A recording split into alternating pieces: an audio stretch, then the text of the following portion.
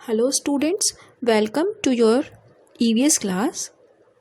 Today we will do chapter 11 Life in Water. Life in Water का मतलब पानी में जीवन कैसे चलता है. तो जीवन हम होता है प्लांट्स में और एनिमल्स में.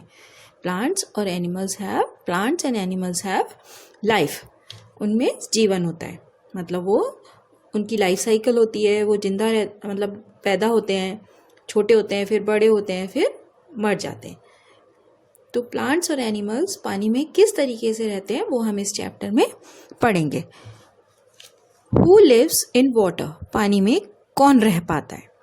We see many types of plants and animals around us. हम अपने आसपास बहुत सारे तरीके के प्लांट्स और एनिमल्स देखते हैं.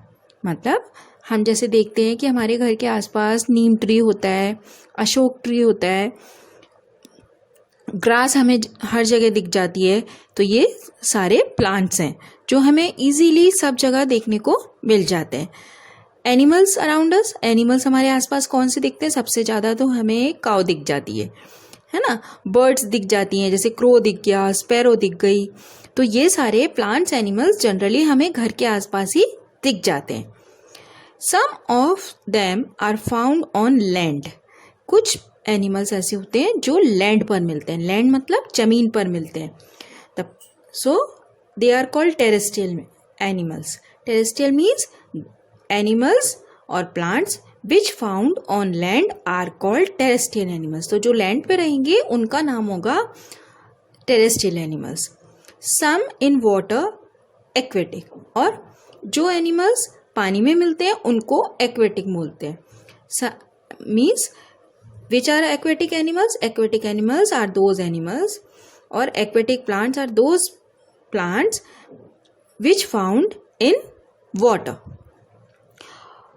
Of the plants and animals found on land, some of the plants and animals are found in mountains, some in ground and some in desert. अब आपके चैप्टर में क्या बता रहे हैं कि कुछ एनिमल्स और प्लांट्स जो होते हैं लैंड पे मिलते हैं, जिनकी हमने अभी बात की, और कुछ एनिमल्स ऐसे होते हैं जो माउंटेन्स पे मिलते हैं, ग्राउंड में मिलते हैं और डेजर्ट में मिलते हैं. तो माउंटेन का मतलब पहाड़ों पर, डेजर्ट मतलब मिट्टी में, ग्राउंड मतलब मिट्टी में, और डेजर्ट मतलब रेगिस्तान में, जहाँ जैसे हमारा ये राजस्थान है वैसी जगहों पर.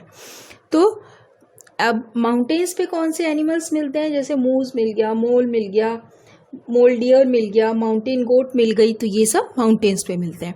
और ग्राउंड में कौन से एनिमल्स मिलते हैं, अर्थवॉर्म मिल गया, टर्टल मिल गया, दूसरे वॉर्म्स मिल गए, ये सब ग्राउंड में मिलते हैं.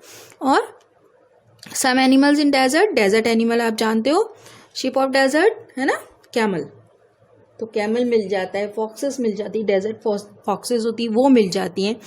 तो माउंटेन्स पे, ग्राउंड पे, डेजर्ट में भी एनिमल्स मिलते हैं और वो अलग तरीके के होते हैं. और जो जहाँ पाए जाते हैं वो वहीं रह पाते हैं, दूसरी जगहों पे एनिमल्स नहीं रह पाते. अभी हम आगे इस चैप्टर में पढ़ेंगे कि क्यों वो दूसरी जगह नहीं रह पाते, वो सिर्फ वहीं रह पाते हैं जहाँ पर वो पाए जाते हैं.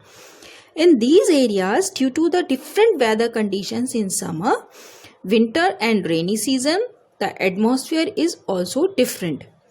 अब इन एरियाज की वजह से जो वेदर कंडीशन है, वेदर कंडीशन का मतलब होता है वहाँ की हवा पानी, मतलब वहाँ का टेम्परेचर. तो समर में, विंटर में, रेनी सीजन में जैसा भी होता है. और एटमॉस्फेयर का मतलब होता है बच्चों the mixture of gases that surround the earth. मतलब जहाँ भी वो ये एनिमल्स पाए जाते हैं वहाँ का टेम्परेचर कैसा रहता है, वहाँ पे मॉइस्चर कितना रहता है, वहाँ पे ठंड कितनी रहती है, वहाँ का टेम्परेचर कब ज़्यादा हो जाता है, कब कम हो जाता है, उसी के हिसाब से एनिमल्स मिलते हैं. How do they live in water, पानी में कैसे रह जाते हैं. The effect of the surroundings is clearly visible on their structure and functioning of every animal and plant. Effect का मतलब उनके ऊपर क्या प्रभाव पड़ता है. प्रभाव मतलब a change that is caused by something. मतलब पानी से क्या उनके ऊपर इफेक्ट आता है, वो सराउंडिंग्स मतलब हो जाता है, इट इज़ नियर और अराउंड समथिंग, मतलब किसके आसपास।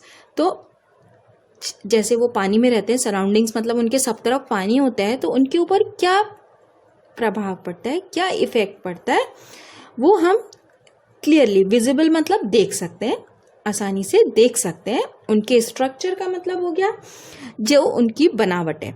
फंक्शनिंग का मतलब हो जाता है to work correctly.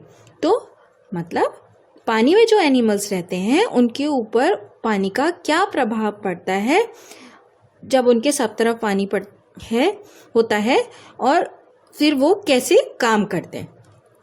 The plants and animals are able to live in specific type of surroundings. जो प्लांट्स और एनिमल्स होते हैं तो वो अपनी तरीके की जो जिस सराउंडिंग के लिए जैसी उनकी बॉडी है उसी के हिसाब से वो रह पाते हैं। स्पेसिफिक मतलब अलग, जैसे काऊ को अपन वाटर में नहीं रख सकते, या लायन जो फॉरेस्ट में होता है वो उसको अगर अपन ऐसी जगह पर जहाँ ठंड की जगह पे रख दिया जहाँ नॉर्मल टेम्परेचर में वो रहता है, ना ज़्यादा गर्मी ना ज़्यादा ठंड, तो वो वहाँ पर नहीं रह पाएगा। तो ये स्पेसिफिक हो गया उनके लिए कि वो जो जहाँ के लिए बने एनिमल्स वो वहाँ पर ही रह पाते हैं।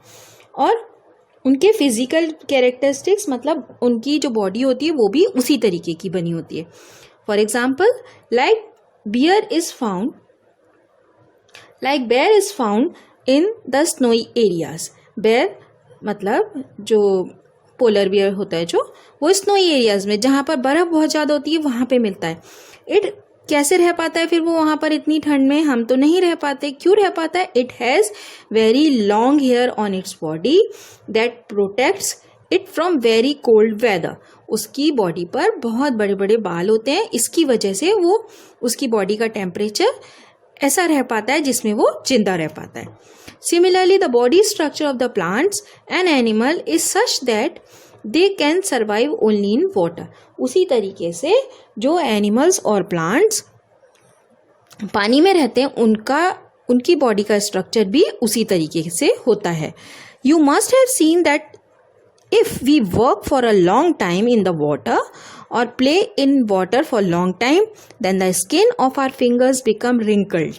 अगर हम बहुत देर तक पानी के साथ खेलते हैं या पानी में कुछ काम करते हैं तो हमारी जो फिंगर्स होती हैं वो रिंकल्ड हो जाती हैं, मतलब सिकुड़ जाती हैं। जैसे हमारी ये फिंगर अभी ऐसी है, फिर वो ऐसे ऐसे लाइंस वाली ऐसी छोटी इसमें लाइंस आ जाती है बहुत सारी, तो वो रिंकल्ड हो जाती है।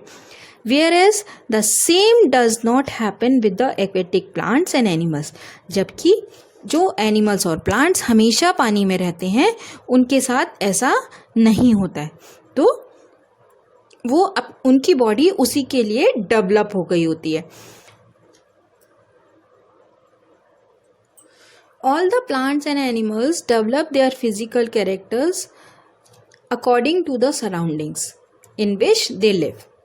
सारे प्लांट्स और एनिमल्स जो होते हैं उनकी फिजिकल कैरेक्टर्स जो होती हैं उनकी सराउंडिंग्स के हिसाब से होती हैं। सराउंडिंग मतलब आसपास का जैसा माहौल है वैसा ही उनकी बॉडी की शेप, उनकी बॉडी पर चीज़ें पाई जाती हैं। This is known as adaptation. तो इसको बोलते हैं अडेप्टेशन। तो this is the definition of adaptation. All the plants and animals develop their physical characteristics according to the surrounding in which they live। This is known as adaptation। तो adaptation का मतलब हो गया कि एनिमल्स और plants अपने body में जो चेंजेस आ जाते हैं, उनके कैरेक्टरिस्टिक्स जो उनमें होती हैं, वो उनका उस सराउंडिंग के लिए अडेप्टेशन है। You must have seen green algae at those places in your nearby area where the water remains accumulated। अब आपसे पूछा जा रहा है, आपको बोला जा रहा है इस चैप्टर में कि आपने ग्रीन एल्गी देखी होगी। ग्रीन एल्गी से मतलब है बच्चों, जो आप देखते हो कहीं पर पानी एक्यूमुलेट मतलब रुक जाता है, इकट्ठा हो जाता है और निकलता नहीं है बहुत दिनों तक, तो वहाँ पर आप देखते हो, अभी जैसे रेनी सीजन है आप इजीली देख सकते हो वॉल्स वगैरह पे कि पानी जहाँ पर सीलन आ जाती है तो वहाँ पे ग्रीन ग्रीन कलर का कुछ हमें दिखने लग जाता है। It is algae. ओके, तो एल्गी जो होती है वो हमारे आसपास दिख जाती है और वो सिर्फ कहाँ पर इकट्ठी होती है, कहाँ पर मिलती है हमें? जहाँ पे पानी इकट्ठा हो गया और निकल नहीं पा रहा है। कम पानी, बहुत ज़्यादा नहीं कि बहुत ज़्यादा बड़ा पॉन्ड है और उसके अंदर जैसे हमारी वॉल्स वगैरह पे हमें ग्रीन एल्गी देखने को मिल जाती है। तो बच्चों अडेप्टेशन का मतलब है कि जहाँ जैसी सराउंडिंग्स हैं जिस भी एनिमल और प्लांट की, वो उसके अकॉर्डिंग जो चेंज हो गया वो उसका अडेप्टेशन है। You must have seen a water reservoir. Water reservoir का मतलब होता है बच्चों, आपने देखा है वाटर रिजर्वॉयर का मतलब होता है a large lake where water is stored to be used by a particular area city. मतलब पानी को इकट्ठा करना, हिंदी में बोले तो पानी को इकट्ठा करना। तो वाटर रिजर्वॉयर आपने देखे होंगे मैनी टाइप्स